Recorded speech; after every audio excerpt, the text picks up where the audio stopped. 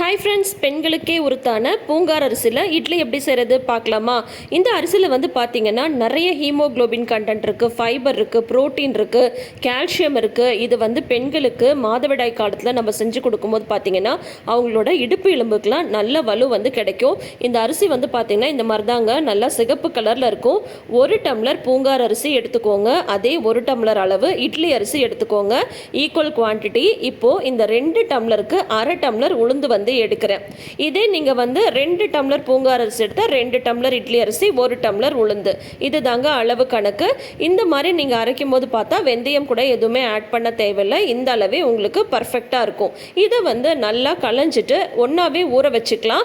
நீங்க கிரைண்டர்ல போடுற மாதிரி இருந்தா, அதாவது ஒரு படிக்கு போடுற மாதிரி இருந்தா உளுந்து வந்து தனியா ஊற வச்சுக்கோங்க. நான் இன்னைக்கு மிக்சியில தான் அரைக்க போறேன். ஸோ ஒன்னாவே ஊற வச்சுருக்கேன். இது வந்து பார்த்தா நல்லா 3 மணி நேரத்துலேருந்து 4 மணி நேரம் நல்லா ஊறி வரட்டும். இப்போ மிக்சியில் வந்து ஊற வச்ச அளவில் பாதி அளவு வந்து எடுத்துக்கோங்க. அது பாதி நல்லா அரைஞ்சதுக்கப்புறம் தேவையான அளவு உப்பு ஆட் பண்ணிக்கோங்க.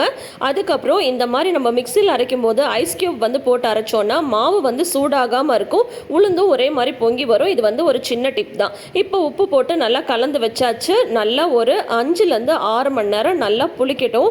பாருங்கள் எவ்வளோ அழகாக புளிச்சு வந்திருக்கு அப்படின்னு சொல்லிட்டு. இந்த மாதிரி நொறையா வரும்போது பார்த்தா உங்களுக்கு இட்லி வந்து நல்லா சாஃப்டாக கிடைக்கும். இதே மாவில் நீங்கள் வந்து இட்லியும் செஞ்சுக்கலாம், தோசையும் ஊற்றிக்கலாம், உங்களுடைய விருப்பம் தான். இதுக்கு சைட் டிஷ் வந்து பார்த்தீங்கன்னா கார சட்னி, புதினா சட்னி, தேங்காய் சட்னி, மட்டன் குழம்பு, சிக்கன் குழம்புன்ட்டு நம்ம நார்மலாக இட்லிக்கு என்னெல்லாம் வெரைட்டி செய்வோமோ அது எல்லாமே செஞ்சு சாப்பிட்லாம். ரொம்ப சூப்பராக இருக்கும். முக்கியமாக பெண்களுக்கு இந்த இட்லி வந்து சிறப்புன்னு சொல்கிறீங்களே, அப்போ ஆண்கள் சாப்பிடக்கூடாது அப்படின்னா அப்படிலாம் கிடையாதுங்க. இதில் வந்து ஹீமோக்ளோபின் அதிகம் இருக்கிறதுனால 2 தரப்பினரும் சாப்பிட்லாம். முதுகெலும்புக்கெல்லாம் இது வந்து ரொம்ப நல்லதுன்றதுனால பெண்களுக்கே உரித்தான அரிசி அப்படின்னு சொல்லிட்டு சொல்கிறாங்க. இப்போ பாருங்கள் இட்லி ஊற்றிட்டுருக்கோம். இட்லி நல்லா பந்து மாதிரி உங்களுக்கு கிடைக்கும். இது வேகிற டைம் மட்டும் பார்த்தா ஒரு 10 நிமிஷம் வந்து எடுத்துக்கும். நார்மலாக நம்ம இட்லி வேகிற வைக்கிறத விட இன்னும் ஒரு 3 நிமிஷம் இந்த மாதிரி நீங்கள் சேர்த்து எடுத்தீங்கன்னா இட்லி வந்து நல்லா சாஃப்டாக வந்துடும். இப்போ பாருங்கள் ரொம்ப அழகாக குண்டு குண்டாக வந்திருக்கு இல்லையா இட்லி? கொஞ்சம் கூட பாருங்கள் ஒட்டவே இல்லை. இட்லி சூப்பராக வெந்தாச்சு. இப்போது இந்த இட்லியை வந்து நம்ம சர்வ் பண்ணிக்கலாம்.